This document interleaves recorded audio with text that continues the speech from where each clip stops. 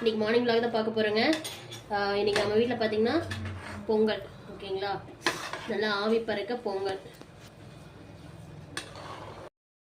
Friends, இப்போ தோசை, ஓகேங்களா?